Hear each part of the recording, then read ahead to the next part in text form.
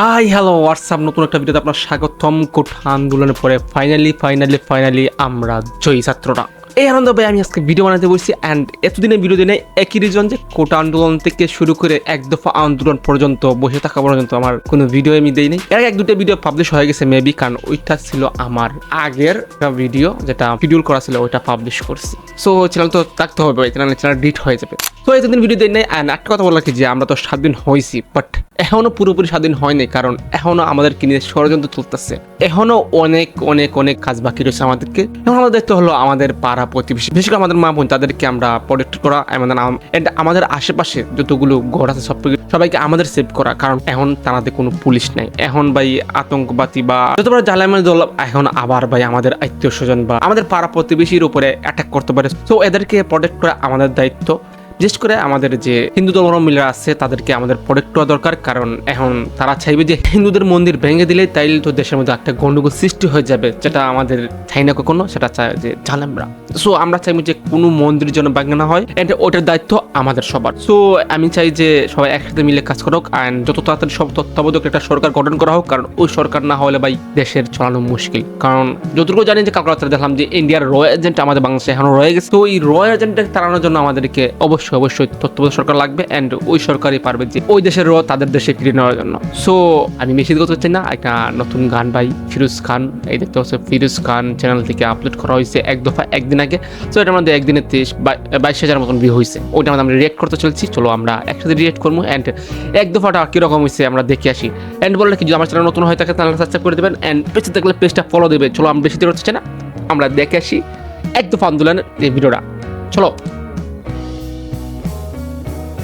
বলবীর বল উন্নত মামুষীর সিনে হারিয়া বাড়ি না তো শিরোর শিখর হিমাদ্রের বলবীর আমি যে উন্নত ওয়াইট আমি এই জায়গা স্কিপ করার আগে আবার শুনি এই জায়গাটা। এই জায়গাটা একটা পিচি মেয়ে এটা বলছিল, যেটা মাইকের মাধ্যমে এই রাস্তার মাধ্যমে মেয়ে, সেই মেয়ের ভয়েসটা আগে দিয়ে দিছে, আবার শুনি। বল উন্নত মামুষীর সিনে হারিয়া বাড়ি না তো শিরোর শিখর হিমাদ্রের বলবীর আমি যে উন্নত।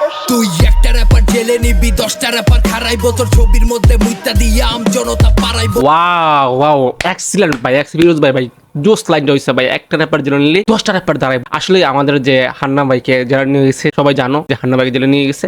আই হোপ সে খুব তাড়াতাড়ি মুক্তি পাবে, কারণ সরকারের পতন হয়ে গেছে জানো সরকারের। আমরা চাই যে আমরা হান্না ভাই আবার ফিরে আসুক আমাদের মধ্যে, অ্যান্ড এরকম নতুন আরো গান দেখ প্রতিবাদমূলক। ধরতে পারে এই যুদ্ধে জয়ী হওয়া আমাদের হান্না ভাইয়ের গানের বড় একটা অবদান। সো এটা ভাই বলা মশুল্য। চলো আমরা দেখি সামনে কি হয়ে গেল। হান্না ভাইকে প্রথমেই বলে দিলে হচ্ছে আই থিঙ্ক গানটা এটা শেয়ার হবে, দেখি। শহীদ ভাইয়েরা আমার ইতিহাস ফিরাইবো, মিষ্টি হইব গায়েব দেশে ঘরে ঘরে বিলাইবো। কোটা দিয়া কি হইব মরাল আসে দিবি প্রাণ, সময় এবার আইসা পড়ছে লাথি মাইরা চেয়ার ভাঙ, মুষ্টা মাইরা কমর ভাঙ, ঘুর দিয়া লাগা টান, স্যাটেলাইটে আগুন দিছে ভণ্ড নেত্রী ধরে বান, মংলা বন্দর দখল নিল ওই দিক দিয়ে ইন্ডিয়া, দেশটা পুরা বেচা দিছে জামু আমরা কোন দিয়া, থামাই দিছি রেমিটেন্স দেশ চালালো নিয়া ক্যামেরা।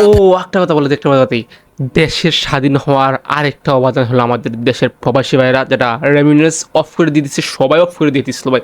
তাদের অবদান অসংখ্য, যেটার কারণে বাংলাদেশের অর্থনৈতিক অবস্থা খুব নেমে চলে গেছিলো, কারণ তাদের রেমিটেন্স পাঠিয়ে বন্ধ করে দিচ্ছিল।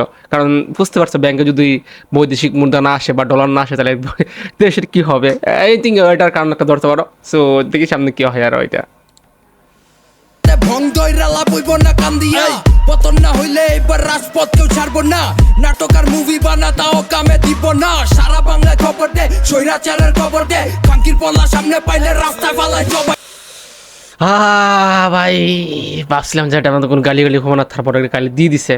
সো কিছু করার নাই, গালি র্যাপ সং মানে গালি হবেই, মাস্ট বি কিছু হইলো গালি, কারণ তারপরও দেশ নিয়ে গানে গালি দেওয়া ঠিক না আমার যেটা মনে হয়। তো আপনার কি মনে হয় আপনি কমেন্টে বলে দেন।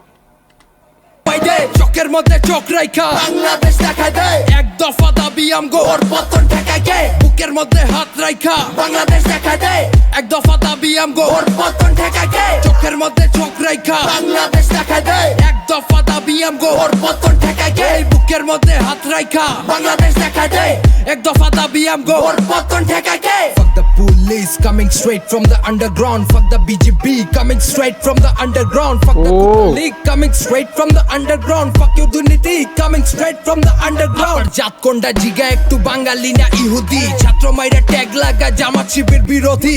কুর্সিটা পাইছে বাপের পাইলো না তার নীতি, র‍্যাপ পুলিশ বিজেপি পাইলা করবি দুর্নীতি। দোষ কি ওই বাচ্চার যে বেলকনিতে দাঁড়ায় ছিল, দোষ কি ওই ও ভাই এই গানটার মধ্যে ভাই সবার নাম দিয়ে দিচ্ছে, যে বেলকনি একটা দাঁড়ায় এই দিকে ঘুরে ঢুকে ওই দিকে বেরিয়েছিল, বেলকনির মাধ্যমে একটা বাচ্চার ওইটা ঢুকেছে। থ্যাংক ইউ ভাই, থ্যাংক ইউ ফিরোজ ভাই, thank you Firoz Khan. So ওই বাচ্চারা ঢোকার জন্য বাচ্চার যে ছাদের মধ্যে খেলতাছিল, দোষ কি ওই বাচ্চার যে ভয়ে ছাদে লুকাইছিল। দোষটা তোর রক্তের যে এতদিন ঠান্ডা আসছিল, অত্যাচার কইরা গেলি এখন কেউ আর শান্ত না। গদি থেকে সইরা যা, দাবি এখন এক দফা। ছাইরা দে হান্নান রে আওয়াজ উঠা বাংলাদেশ, তোর ভাইয়ের সমাজ rapper straight out of Bangladesh. চোখের মধ্যে চোখ রাইখা বাংলাদেশ দেখায় দে, এক দফা দাবি আমগো ওর পতন ঠেকায় কে। বুকের মধ্যে হাত রাইখা বাংলাদেশ দেখায় দে, এক দফা দাবি আমগো ওর পতন ঠেকায় কে। চোখের মধ্যে চোখ রাইখা বাংলাদেশ দেখায় দে, এক দফা দাবি আমগো ওর পতন ঠেকায় কে। বুকের মধ্যে হাত রাইখা বাংলাদেশ দেখায় দে, এক দফা দাবি আমগো ওর পতন ঠেকায় কে। Shout out to all of the brave soldiers. Shout out to all of the rappers. Bangla hip hop for life.